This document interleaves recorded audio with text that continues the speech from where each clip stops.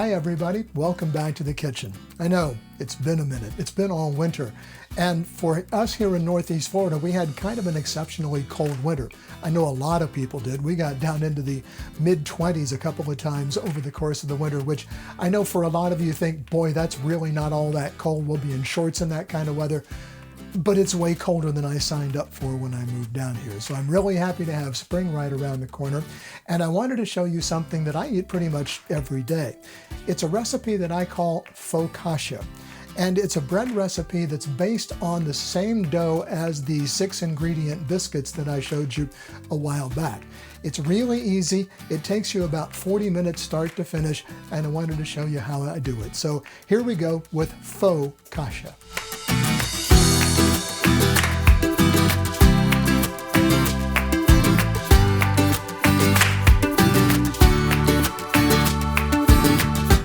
This recipe is based on self-rising flour.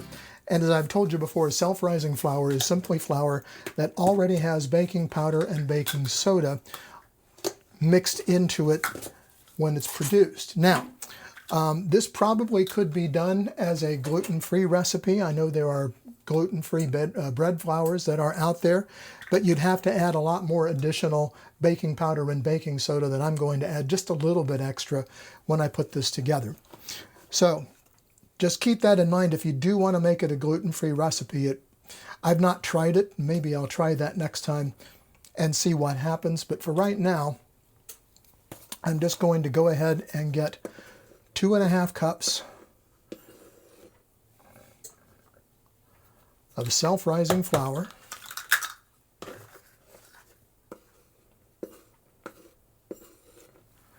Right like that. And I know a lot of people would say, why don't you use grams? Well, I'm too lazy to do all that math. So we'll do that. Put that over there. Now I'm going to get my baking powder. And somebody told me once to remember, powder puffs, soda spreads. So I'm going to add just a teaspoon of baking powder. And that's a brand new baking soda, which I know will open here somewhere. Opening there on the baking soda. So I'm going to add a teaspoon of that. I'm going to get a teaspoon of kosher salt.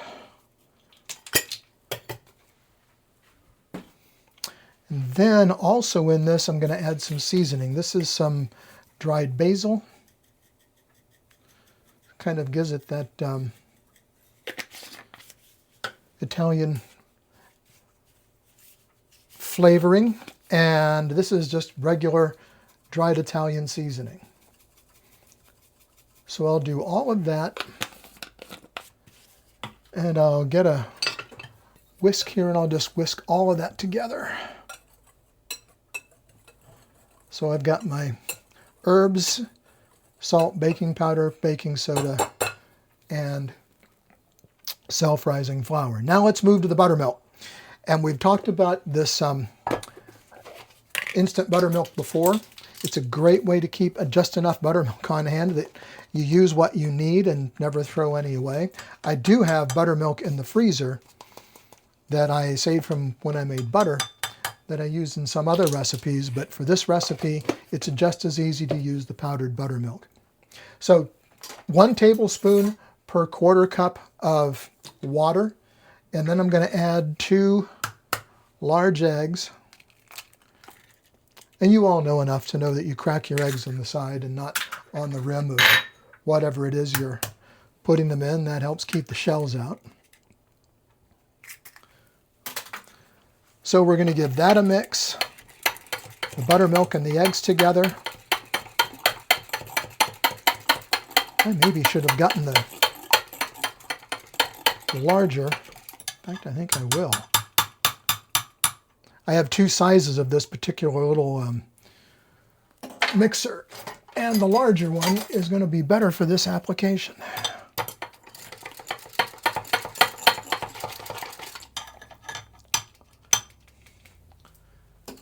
This is kind of the secret ingredient It is fat-free small curd cottage cheese. And I have found that if you blend fat-free small curd cottage cheese, it turns into kind of a creme fraiche, which gives it a real nice consistency and a little bit different texture. So stand by, going to make a loud noise.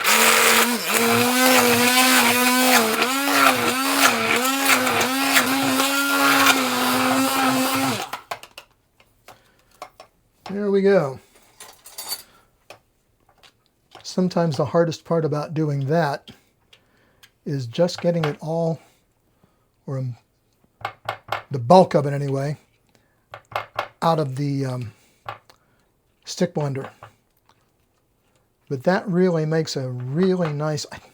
The other day, I made a creamed spinach. Now, when you get to be the age that I am and you start worrying about things like how much fat and how many calories and whatever, and creamed spinach is wonderful stuff, but normally it's made with like full-fat cream and butter and all manner of things, flour.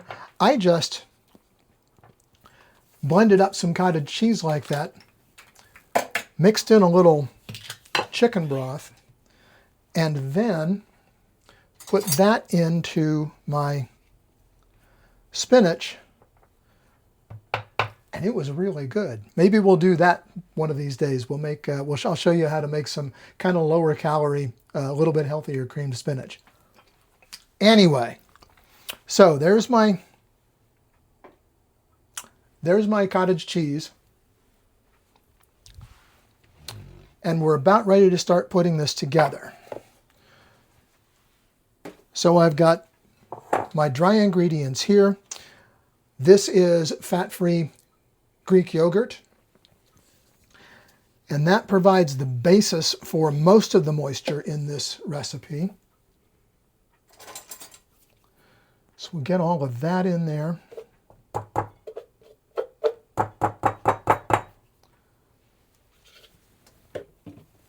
I will add the cottage cheese. As I said, it just looks a lot like creme fraiche, but it gives a really distinctive kind of cottage cheese mixing with the yogurt. It's a real nice flavor.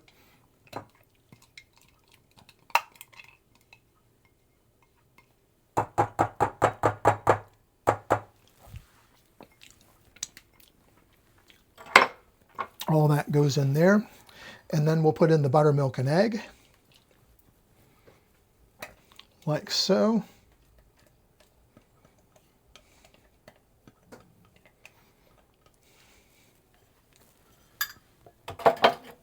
And then we'll just mix this around.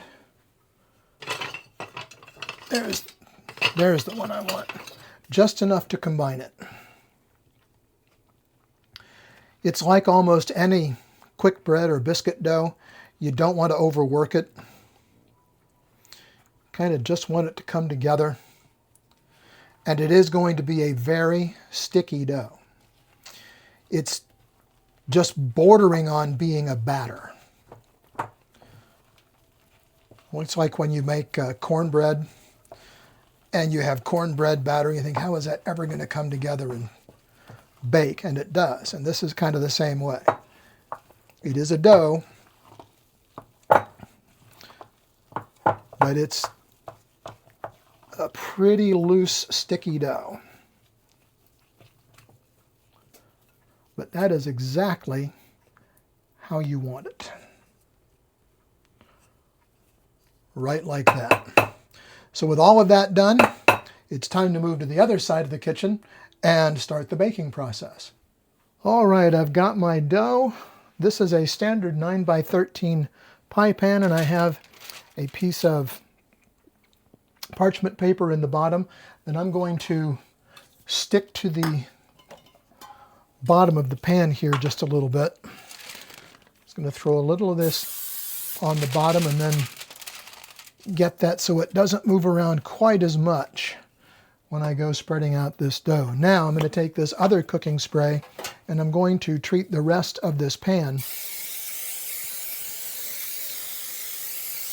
because it is a sticky dough and it's going to want to stick.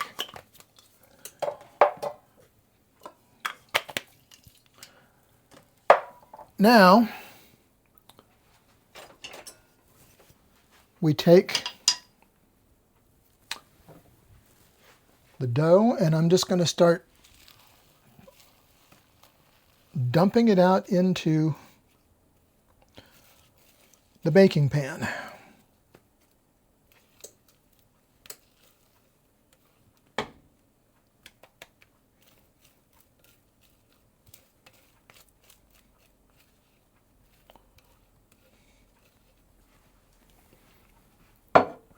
And then, once I get that all in there, I'm going to wash this off real quick.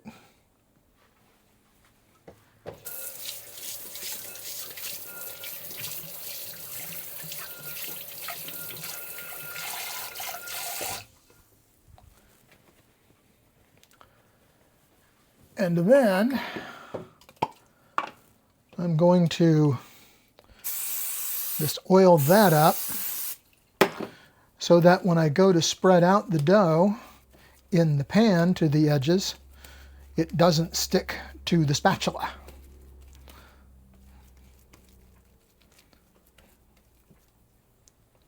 See all those nice herbs that are all incorporated into the dough? They're all getting a little bit rehydrated.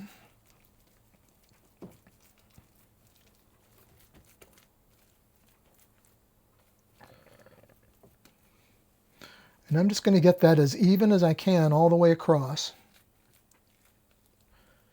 And I know if you were making an actual focaccia, you'd want to dimple it and probably drizzle olive oil on it, which might not be a bad idea. Actually, I haven't tried that before. Shall we? Get a little bit more up over like that.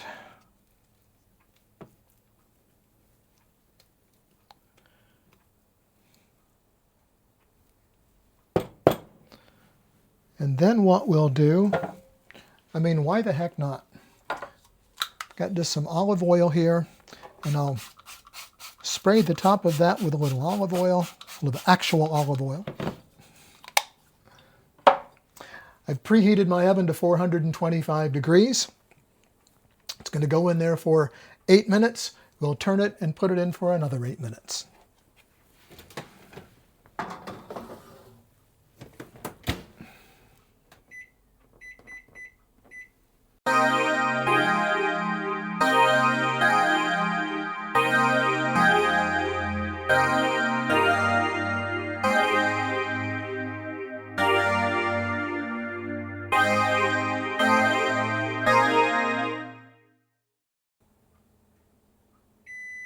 There is my first 8 minutes. So let's see what's happening down here.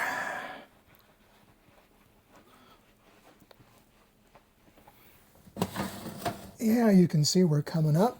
It's getting some nice rise on it, starting to brown up a little bit just on top. So we'll just turn that around to make sure the baking is even all the way across and close that back up. We'll go for another 8 minutes and I'll be back.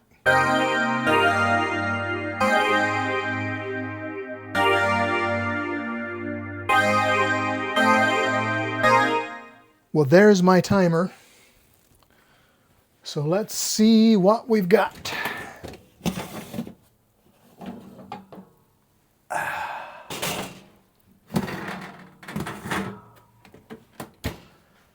Tell me that wouldn't go good with a bowl of soup at lunch. I mean, I dare you.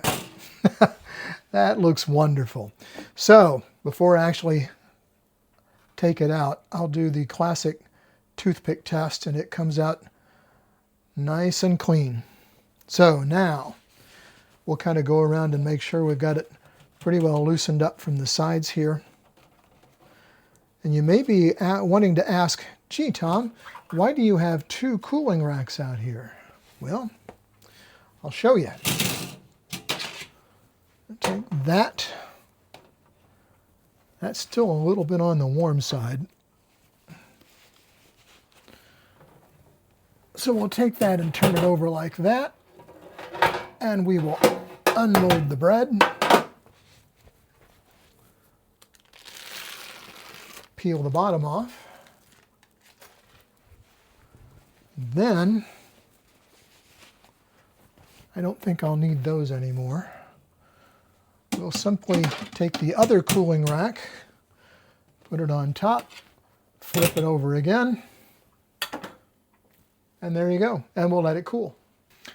One last thing. I'm going to bring this over and put it on my board here. I'm going to try to make these sections as even as possible. So I've got a little ruler here that'll help me make them about 2 inches each. So that would be there, there, there, there, and there.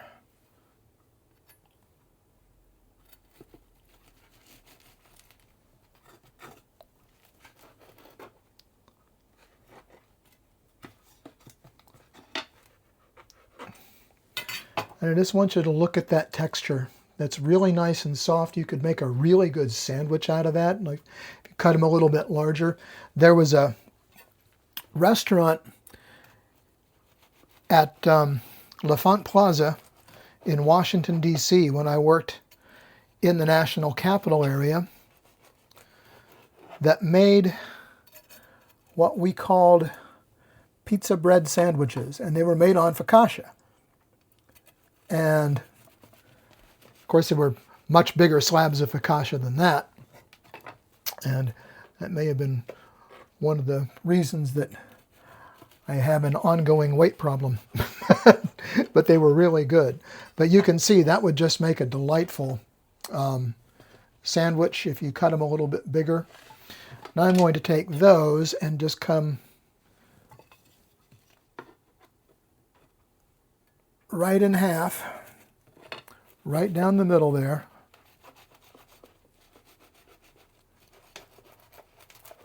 So that I have all those nice even bits of bread. But it wouldn't be a cooking video if I didn't at least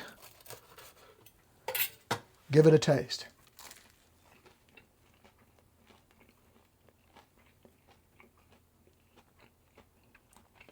It's herby, it's cheesy, it's relatively low fat because what do we have in there? We have fat-free yogurt, fat-free cottage cheese, fat-free buttermilk. I mean, there's very little fat in it. There's plenty of carbs from the flour, but when you're talking about high protein, yogurt, cottage cheese, buttermilk, and eggs, there's your high protein bread right there. Again, you could make it gluten-free if you had such an inclination, and I may try that next time. But until then, I just hope you'll give this a try. It's a really quick, easy bread to make, and it's really good too. Thanks for watching, everybody. We'll see you next time.